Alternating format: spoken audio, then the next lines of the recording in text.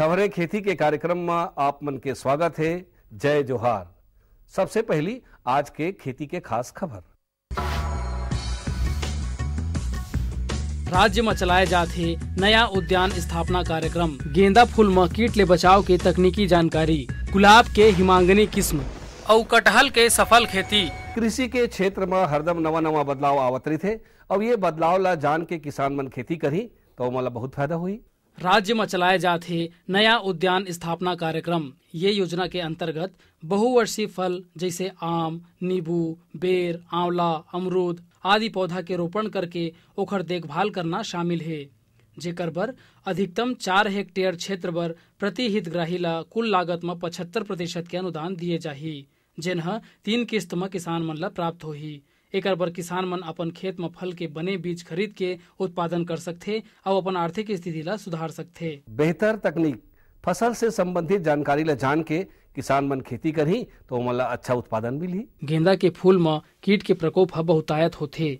ए कीट मन ह फूल और पौधा के पत्ती मन ला चूस के खराब कर देथे, जेकर ले फूल मन ह सड़ के गिरे ला धर लेथे। एकर बचाव करे बर डाइमिथोएट दवा ला 1 मिलीलीटर प्रति लीटर पानी में घोल के 10-15 दिन के अंतराल में छिड़काव करना चाहिए। सड़े फूल और पत्ता ला तोड़ के फेंक देना चाहिए या जमीन में दबा देना चाहिए। एकर ले फूल ह बने घना होथे और बने उत्पादन मिलथे। अब खेती संबंधी खास खबर। कृषि के उत्पादन और उत्पादकता ला बढ़ाए बर जमीन के स्वास्थ्य ला सुधारे के विशेष महत्व है। वर्तमान में छत्तीसगढ़ में 7 मिट्टी परीक्षण प्रयोगशाला संचालित करे गए है। वर्ष 2013-14 में 4 ठन और नया प्रयोगशाला स्थापित करे जाही। नवा नवा किस्म अपनाए ले और नवा नवा बीज के उपयोग करे ले ओकर से गुणवत्ता और उत्पादन दोनों में सुधार होते। बाजार में किस्म किस्म के फूल के मांग हमेशा बने रही थे। ऐसे ही गुलाब के एक किस्म हरे हिमांगनी किस्म, एकर जानकारी हमन किसान भाई मन ला देवत हन। ये किस्म के गुलाब ह सुर्ख लाल रंग के, लंबा डंठल लिए और एक एक डाली में एक एक ठन रही थे। ये गुलाब ह ग्रीष्म के प्रारंभ में लगाए ले विशेष फायदा देथे। ये किस्म के गुलाब ह आकार में बने बड़े बड़े होथे, तेकर पाए के बाजार में ये फूल के मांग हमेशा बने रही थे। त गुलाब के ये किस्म ला अपना के हमर किसान भाई मन बने मुनाफा प्राप्त कर सकथे। सफलता, अगर कोनो किसान ह नवा जानकारी के हिसाब से खेती किसानी करके सफलता प्राप्त करथे तो ओखर सफलता से और किसान मन ला घलो प्रेरणा मिलथे। हमर राज्य के किसान भाई मन धीरे धीरे अपन आर्थिक स्थिति ला सुधारे बर बने प्रयास करे लगे हे। ऐसन है दुर्ग जिला के किसान राजू भैया हर अपन खेत के मेड़ में कटहल साग के पैदावार ला उन्नत तरीका ले करत हे और बने मुनाफा कमात हे। जानकारी देवत राजू भैया हर बताथे कि ओखर ये कटहल साग लगाए में छोटे पौधा ले लेके बड़े पेड़ के होए और फल लगे तक ओला मात्र 5,000 ले 6,000 रुपए तक के खर्चा आए हवय और वह हर साल कटहल साग ला बेच के 30 ले 40,000 रुपए तक के मुनाफा कमा लेथे। ओखर ये उन्नत तरीका ले साग लगा के मुनाफा कमाई ला देख के दूसर किसान मन घलो प्रेरणा ले सकथे और उहू मन उन्नत तरीका ले खेती करके मुनाफा कमा सकथे। आज के अंक में बसत के खेती संबंधी नवा नवा जानकारी लेके फिर मिलबो, तब तक बर जय जोहार।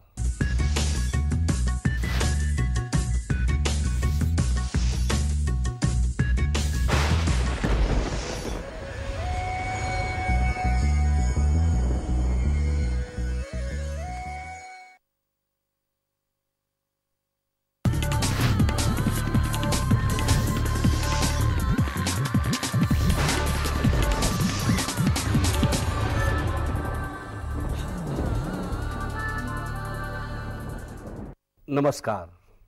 मंडी भाव आओ आज जानबो हमार प्रदेश के अलग अलग मंडी में धान, फल और सब्जी मन के का भाव है। आज राजनांदगांव कृषि उपज मंडी में धान के न्यूनतम भाव 1104 रुपया और अधिकतम भाव 1420 रुपया प्रति कुंटल। बिलासपुर कृषि उपज मंडी में धान के न्यूनतम भाव 935 रुपया और अधिकतम भाव 1309 रुपया प्रति कुंटल। महासमुंद कृषि उपज मंडी समिति में धान के न्यूनतम भाव 1010 रुपया और अधिकतम भाव 1395 रुपया प्रति कुंटल। कुरूद कृषि उपज मंडी समिति में धान के न्यूनतम भाव 1095 रुपया और अधिकतम भाव 1425 रुपया प्रति कुंटल। आज रायपुर के सब्जी मंडी में भाटा के बने आवक देखे गए है। एकर व्यापार करे या व्यापारी मन बताथे कि थोक में अगर भाव 5 ले 6 रुपया है, उन्हें चिल्हर में 8 ले 10 रुपया किलो में बिकत हवय। अब मोला दो विदा, फिर मिलबो, तब तक बर जय जोहार।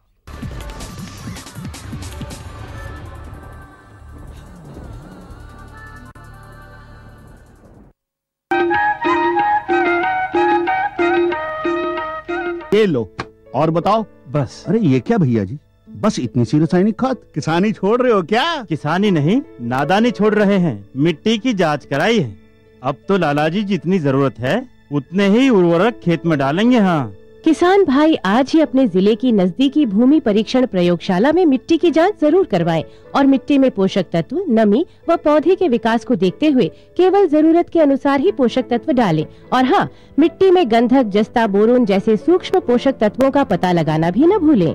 उर्वरक और जैविक खाद के सही उपयोग से भूमि का उपजाऊपन बनाए रखें, उत्पादकता बढ़ाएं, खर्चा घटाएं और बहुमूल्य विदेशी मुद्रा बचाने में भी सहयोग दें। और हाँ, धीमी गति से नाइट्रोजन उपलब्ध कराने वाले उर्वरकों जैसे नीम लेपित यूरिया को प्राथमिकता दें और यूरिया का पत्तों पर छिड़काव करें। अरे वाह, तू तो सचमुच समझदार हो गया रे। अधिक जानकारी के लिए संपर्क करें जिला कृषि अधिकारी या किसान कॉल सेंटर। अम्मा खाना दे दो ना। सबर कर गोलू, अभी दाल नहीं गली है। तू फिक्र ना कर गोलू की अम्मा, अब की बार अपनी दाल खूब गलेगी। क्या मतलब जी? अब की बार NFSM के तहत दाल की पैदावार को बढ़ाने के तरीकों को दिखाने के लिए देश में 1000 क्षेत्र चुने गए हैं, जिसमें हमारा इलाका भी आ गया है। पर इससे हमें क्या फायदा? हमें 5 एकड़ खेती के लिए खाद और कीटनाशक के अलावा बढ़िया बीजों की एक मिनी किट भी मिलेगी। इतनी दाल का करेंगे क्या जी? अरे भगवान, सरकार ने दलहन का समर्थन मूल्य भी खूब बढ़ा दिया है और इनकी खरीद का भी पूरा इंतजाम कर लिया है। इससे आमदनी बढ़ेगी और फिर हमारा गोलू अच्छे स्कूल में जाकर के कृषि वैज्ञानिक बनेगा। हाँ, क्या करूं? हाँ, मैं ऐसे ही करूंगा। हाँ, अच्छा, मैं जा रहा हूँ। अच्छा, जी जी जी, हाँ जी जी जी। किससे बात कर रहे थे इतना हंस कर? किसान कॉल सेंटर, विशेषज्ञ से खेती के बारे में सलाह ले रहा था। सुबह भी, रात को भी? किसान कॉल सेंटर सुबह 6 बजे से रात को 10 बजे तक खुलता है। रविवार को भी? हाँ भाई, साल के 365 दिन खुलता है। और इतना फोन का बिल कौन भरेगा? अरे, किसान कॉल सेंटर की सेवा मुफ्त है। पर तुम ये सब क्यों पूछ रही हो? मैं तो कुछ और ही समझी थी।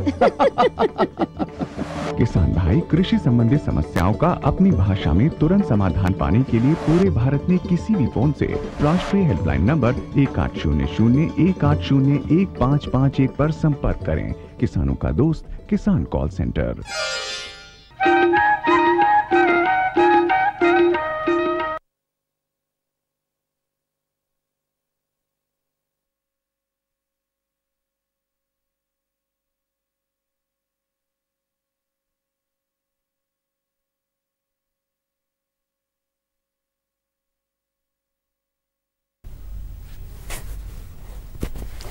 अवसंगी मिल के जी पूंजीला बढ़ावो, अवसंगी मिल के जी पूंजीला बढ़ावो। नवा बीज नवा तकनीक, नवा बीज नवा तकनीक, नवा ज्ञान लाय अपनावो।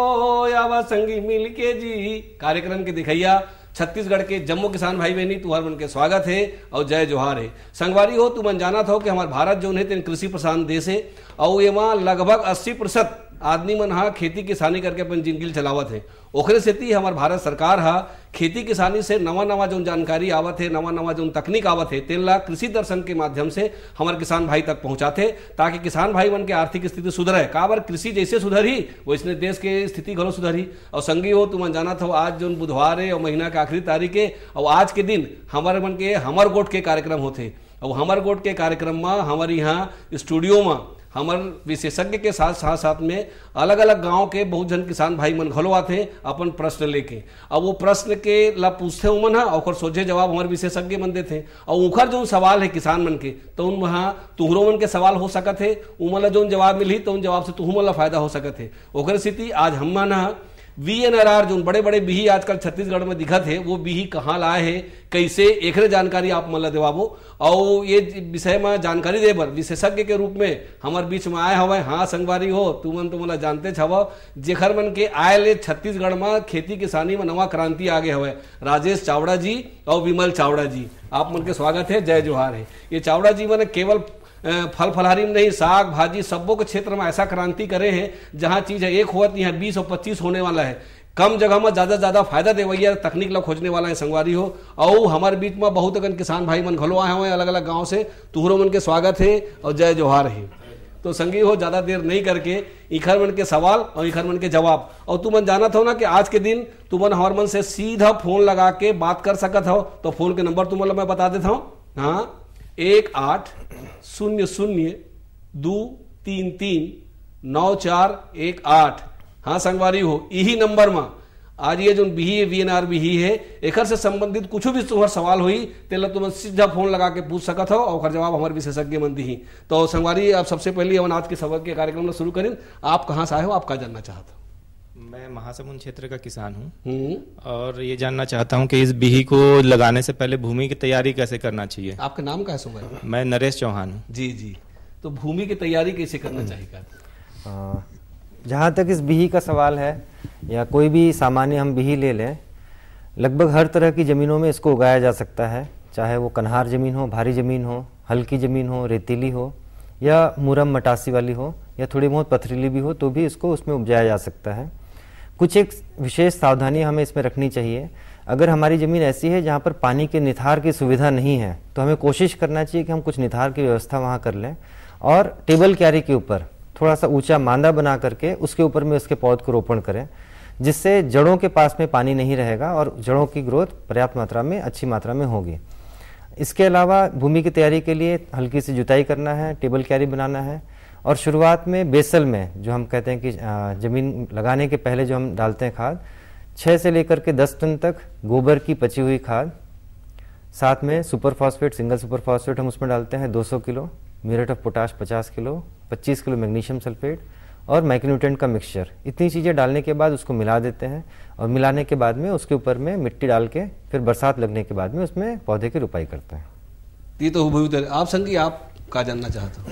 मैं विपिन जैन, ग्राम सुंगेरा, तिल्दा ब्लॉक से आया हूँ जी।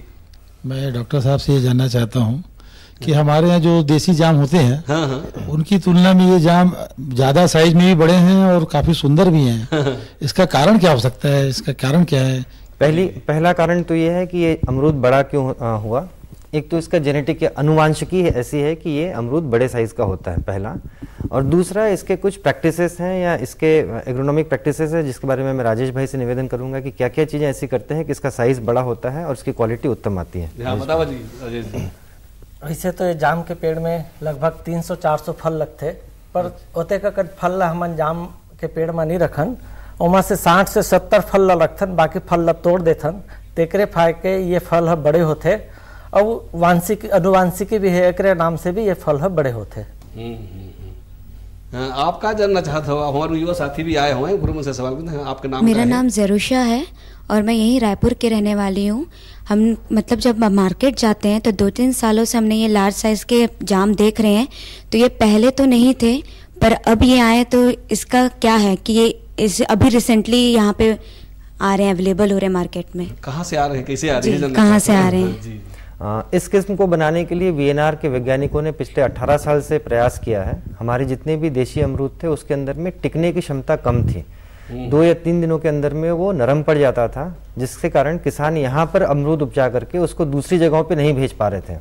तो हमारे वैज्ञानिकों ने, टीम ने इसको चैलेंज लिया और इसमें टिकाऊ क्षमता बढ़ाई ब्रीडिंग करके और साथ में साइज बढ़ाया। तीसरा इसमें खासियत है कि इसमें बीज जो है बहुत कम मात्रा में होता है, खाने का हिस्सा अधिक होता है। इन चीज़ों के कारण किसानों ने इसको लगाना चालू किया। आज की तारीख में छत्तीसगढ़ में सबसे ज़्यादा रकबा इसका है और यहाँ पर किसान भाई इसको उपजा करके छत्तीसगढ़ में ही नहीं बल्कि दूर दूर तक इसका मार्केटिंग या विपणन कर रहे हैं। राजेश भाई हमारे साथ में किसान भाई हैं जो बॉम्बे से लेकर के साउथ में कोयम्बटूर और नॉर्थ में दिल्ली तक इसको बेच रहे हैं और अच्छे इसके फायदे मिल रहे हैं।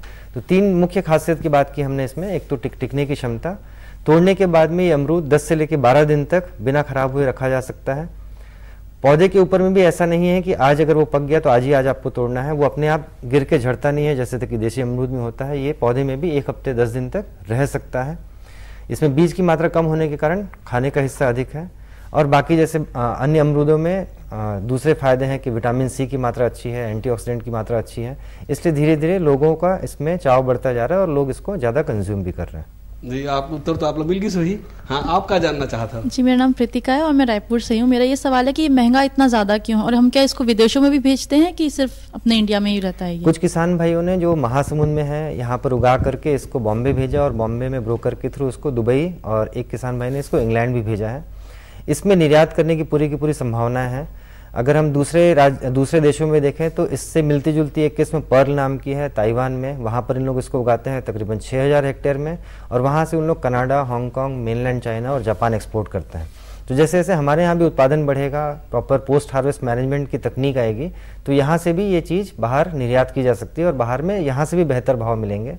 कोई भी फल का भाव इसलिए ज़्यादा मिलता है क्योंकि उसके अंदर में लॉसेस अगर ज़्यादा है, जैसे पहले पपीता आता था, पहले जो अमरूद आते थे, वो मालूम है बेचने वाले को कि ये आज अगर मैंने नहीं बेचा तो कल तक ये खराब हो जाएगा, नरम पड़ जाएगा, तो वो उसको शाम होते तक किसी भी कीमत में सस्ते में करके बेच देता था। इस अमरूद के साथ खासियत है कि जो बेचने वाला बीच का मार्केट का चैनल है उसको मालूम है कि आज नहीं बिका तो कल बिकेगा, कल नहीं बिका तो परसों बिकेगा, ये खराब नहीं होगा, और जब खराब नहीं होता है तो उसके दाम थोड़े से ज़्यादा बेहतर मिलते हैं, और खाने में क्रंची है तो लोगों का स्वाद में भी अच्छा लगता है, इसलिए भी थोड़ा अच्छा रेट किसान भाइयों को मिल रहा है। मगर 5-7 सालों के बाद में जब इसका उत्पादन और ज़्यादा बढ़ जाएगा तो रेट्स कुछ कम होंगे, ऐसा उम्मीद है। जी, देश विदेश तक के जब ये जा सकते हैं, मतलब आपके सवाल के जवाब मिल गई सही। हाँ संगी, आप क्या जानना चाहते हैं? जी, मेरा नाम मनोज यदू है।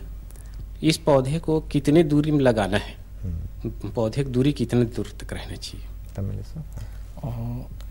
इसको पौधे को लाइन से लाइन 8 से 8 फुट और पौधे से पौधा 8 फुट भी रख सकते हैं अगर कम एरिया में लगा रहे हैं तो, और अगर ज़्यादा एरिया में लगा रहे हैं तो 12 बाई 8 और ज़्यादा एरिया अगर आप कर रहे हैं तो 16 बाई 8 पे भी आप जा सकते हैं।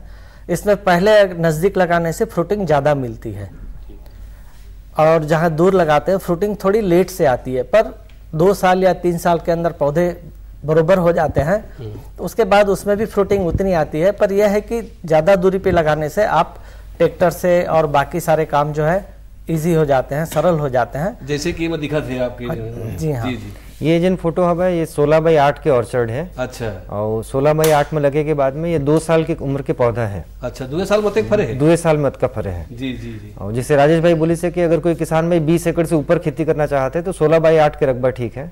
कोई किसान भाई 5 से लेके 15 एकड़ तक करते हैं तो 9 बाई 8 या 12 बाई 8 में कर सकते हैं। और जिन छोटे रकबा में करना चाहते हैं, 1 2 एकड़ में जब हाथ से सब काम करना चाहते हैं तो मैं 9 बाई 8 कर सकते, 9 बाई 6 कर सकते हैं। जी जी। हाँ संगी, आप क्या जानना चाहते हैं? मेरा नाम हितेश सरू है। मैं दुर्ग जिला के छोटी गांव से आया हूँ। ये जो अमरूद है एकर पौध के रख रखाव कैसे करथन, एकर कटाई छटाई कैसे करथन, और एला का 12 महीना उत्पादन लिए जा सकते? बहुत अच्छा प्रश्न है हितेश भाई आपका। पौध, इसका कलमी पौध हमारे नर्सरी से हम इसको देते हैं। कलमी पौध का मतलब ये कि जड़ें अलग तरह की होती हैं, जड़ और नीचे का जो तना है, और ऊपर में कलम किया जाता है। तो सबसे मुख्य सावधानी जो रखनी है वो ये है कि किसान भाई के पास पौधा पहुंचने के बाद रूट स्टॉक, ये नीचे का जो जड़ का हिस्सा है, वहाँ से अगर कोई भी फुटाव आ रहा है तो उस फुटाव को निरंतर तोड़ते रहना है। ख्याल ये रखना है कि जो कलम किया हुआ ऊपर का हिस्सा है वही ऊपर पौधे के रूप में बने। एक दूसरा, लगाने के 6 महीने के बाद या 8 महीने के बाद जैसे जैसे इसकी बढ़वार होती है 2 फुट या 2.5 फुट के ऊपर में एक बार ऊपर से डंगाल को काट दिया जाता है ताकि वहाँ से 3-4 डंगालें निकले। पहली जो प्रक्रिया हम करते हैं उसको हम कहते हैं कि उसके हम शेप देना चाहते हैं कि उसका पौधे का आकार किस तरह का रहेगा, ट्रेनिंग कह सकते हैं इसको। और उसके बाद जब उसमें से डंगालें निकलती हैं तो दूरी के हिसाब से 3 से 4 डंगालें हम हर पौधे पे रखते हैं, और उन डंगालों में फिर आगे जा करके जब वो मोटी हो जाती है तो उसमें फिर फल लेना चालू करते हैं। साल में 2 दफ़े रखरखाव के लिए हम इसमें प्रूनिंग करते हैं। एक बार हैवी प्रूनिंग करते हैं जो गर्मियों के समय में करते हैं, जब हम पूरे पत्ते और डंगालों को तोड़ देते हैं, और एक बार लाइट प्रूनिंग करते हैं जो विंटर्स में करते हैं। प्रूनिंग माने का होता है पत्ता तोड़ाई? ओकर जन ज्यादा डंगाल आगे है वो मतलब कटिंग करना, बहुत ऊंचा अगर हुआ थे तो ओला काट करके छोटे करना, और ओला एक शेप में देना, जैसे एक छतरी के शेप रहते वो शेप में ओला देना, और जिन डंगाल मन हवे ओला बराबर दिशा में ले जाना। सही स्ट्रक्चर में सही तरीका से अगर हम कैनोपी ला मैनेज करबो, ओकर पौधा के आकार ला मैनेज करबो तो में उत्पादन बहुत बढ़ जाते हैं। खड़ा खड़ा पेड़ अगर रही तो में उत्पादन कम रही, अगर इससे आपके पेड़ थोड़ा फैल के हवे तो कई सारे डंगाल निकल ही तो में ज्यादा उत्पादन मिल सकते हैं। हाँ, कैनोपी मैनेजमेंट में एक पार्ट है प्रूनिंग के। ठीक ठीक। तो संगी आप अपने उत्तर मिल गई सही। साल भर कर उत्पादन ले सकते हैं का? हाँ, ये प्रश्न मैं छूट गया था। जब भी हम प्रूनिंग करते हैं अमरूद में, इसको मैं दूसरी तरह से कहना चाहूँगा। छत्तीसगढ़ में बहुत सारे बिही के बाग आपको दिखेंगे जो कि पानी नहीं दे पाते हैं। जब पानी नहीं दे पाते हैं तो अमरूद का बाग पूरे पत्ते झड़ जाते हैं। जैसे ही बारिश होती है तो नए डंगारें निकलती हैं, नए फूल आते हैं और वो ठंड में जाकर के अमरूद मिलता है। अमरूद के साथ में एक खासियत है कि अगर आपने आज उसकी प्रूनिंग करी, नई डंगाले जैसे ही आएंगी उसमें फिर से फूल आएंगे और आज प्रूनिंग की है तो 4 महीने से लेकर 5 महीने में फिर से आप हार्वेस्ट कर सकते हैं। तो जो किसान भाई उसको ऑफ सीजन में निकालना चाहते हैं, साल भर निकालना चाहते हैं, वो अपने बाग को 6 हिस्सों में बांट दें और हर महीने एक एक हिस्से की प्रूनिंग करें। तो जिस हिस्से में भी प्रूनिंग करेंगे वो 5वें-6वें महीने हार्वेस्टिंग में रहेगा। इस तरह से आप साल भर इसका उत्पादन यहाँ पर ले सकते हैं। बहुत ज़्यादा गर्मी रहती है तब थोड़ा बहुत इसको बचाव करने की आवश्यकता होती है, नहीं तो यहाँ पर हमने देखा है कि साल भर इसको उत्पादन लिया जा सकता है। आपके सवाल के जवाब मिल गए सही संगी। हाँ, आप कहाँ जानना चाहते हैं? मेरा नाम हेमराज चौहान है, ग्राम झीट दुर्ग से आया हूँ। जी। मैं जानना चाहता हूँ कि झाड़ को जो कटिंग करना है कितने सालों के बाद कटिंग करना चाहिए? प्रूनिंग या प्रूनिंग हर साल 2 दफे प्रूनिंग करनी है। जैसे मैंने अभी इसके पहले बताया कि एक बार हैवी प्रूनिंग जिसके अंदर में हम इससे मोटी इससे पतली जितनी भी डंगालें हैं उसको काट करके छोटा कर देते हैं, उसको काट देते हैं। और एक बार लाइट प्रूनिंग करते हैं जिसमें हम इस अंगूठे से के बराबर की डंगालों को उससे पतली डंगालों को काट देते हैं। एक बार हैवी प्रूनिंग और एक बार लाइट प्रूनिंग करने का कारण क्या है? गर्मी के पहले हम हैवी प्रूनिंग करते हैं। उसका रीज़न ये है कि हम चाहते हैं कि जितने भी एक्स्ट्रा डंगाले हैं उसको हम हटा दें, पौधे को एक प्रॉपर शेप दें और फिर मोटी डंगालों से ही नई ब्रांचेस निकले।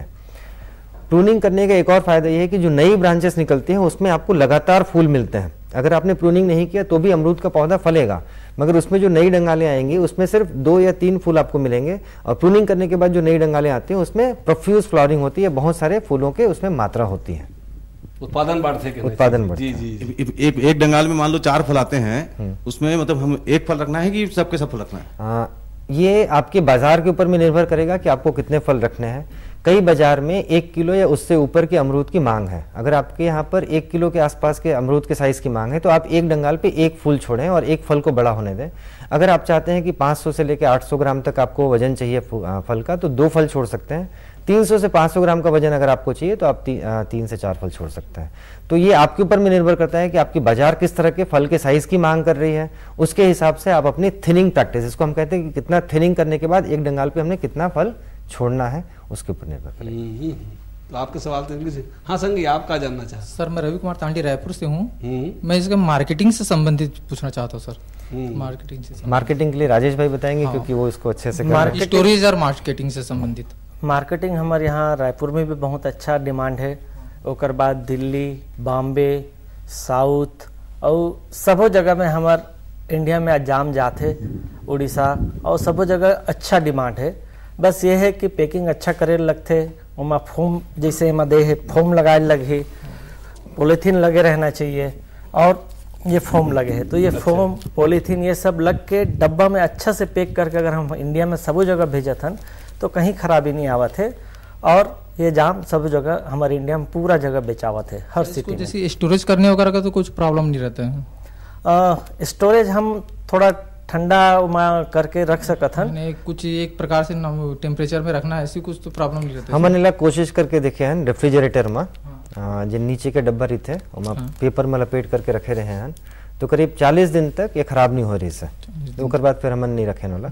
तो अगर आप एक्सपोर्ट जब हमन करे के बात करबो, जैसे निर्यात करे के बात करबो तो देश के बाहर तो मैं फिर रेफ्रिजरेटेड कंटेनर के अंदर मेला भर के हमन भेज सकत हन और वो पूरा रेफ्रिजरेटेड कंटेनर में 1 महीना 40 दिन तक यह कोई भी जगह पहुंच सकत है।